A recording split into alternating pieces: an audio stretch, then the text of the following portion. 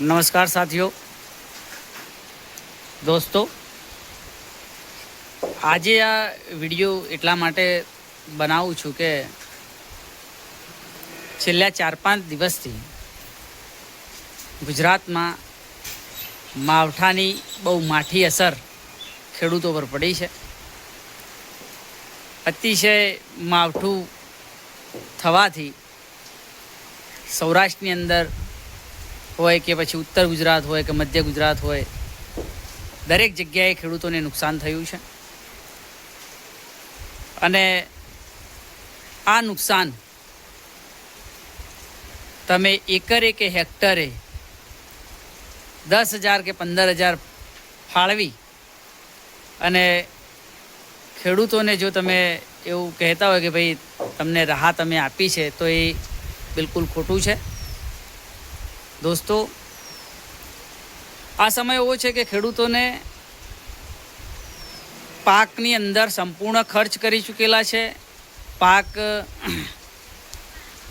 લણણી માટે પણ લઈ લીધેલો છે અને અંતે બોરીઓ ભરવાની ખાલી બાકી છે અને આ નુકસાન વેઠવું પડ્યું છે। એટલે પૂરેપૂરો ખર્ચ થયો છે અને સમય પણ પૂરેપૂરો લીધો અને ખેડૂતોને પૂરી આશા હતી કે ભાઈ હવે આપણી જોડે પૈસા આવશે। એ જ ટાઈમે કુદરતનો કહેર વરસ્યો છે। હવે કુદરત સામે તો આપણે બધા લાચાર જ છીએ, કુદરતને આપણે કશું જ ના કહી શકીએ, પરંતુ જે સરકાર છે કે જે ખેડૂતોને જે સહાય આપે છે એ કાંઈ ઉપકાર નથી કે ઉપકાર નથી, કારણ કે ખેડૂતો સામે દવા હોય, બિયારણ હોય કે અન્ય કોઈ એમની ચીજ વસ્તુ ખરીદે છે, એની અંદર ટેક્સ ભરે છે અને સરકારને ટેક્સ રૂપી મદદરૂપ થાય છે।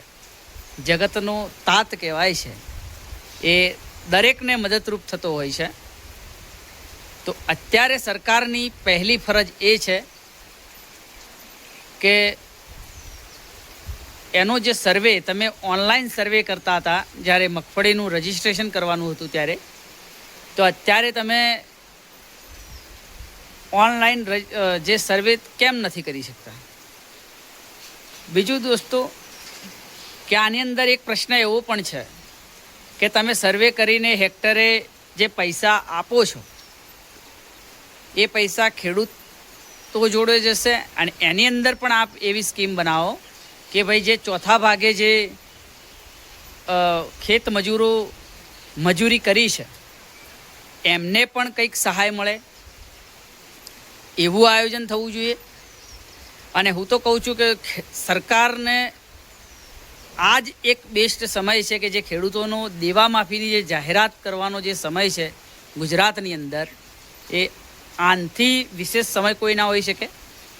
ચૂંટણીના ટાણે જો તમે જાહેરાત કરો તો એ ચૂંટણી સમય કર્યું એવું કહેવાશે, પરંતુ અત્યારે જો તમે દેવા માફીની જાહેરાત કરશો ખેડૂતોના, તો તમે ચોક્કસ ખેડૂતોની સરકાર અને ખેડૂતોની વારે આવ્યા છો એવું ચોક્કસપણે દેખાશે અને 100% ખેડૂતો તમારી પ્રશંસા કરશે। એટલે દોસ્તો, મારી જે આ મેં વિડીયો થકી જે મારી વાત રજૂ કરી છે, એ જે પણ મિત્રોને આ વિડીયો પસંદ આવે તો શેર અવશ્ય કરજો અને તમામ ખેડૂતો સુધી પહોંચે એ પ્રમાણેનો પ્રયત્ન કરજો। અસ્તુ, જય હિન્દ, જય ભારત।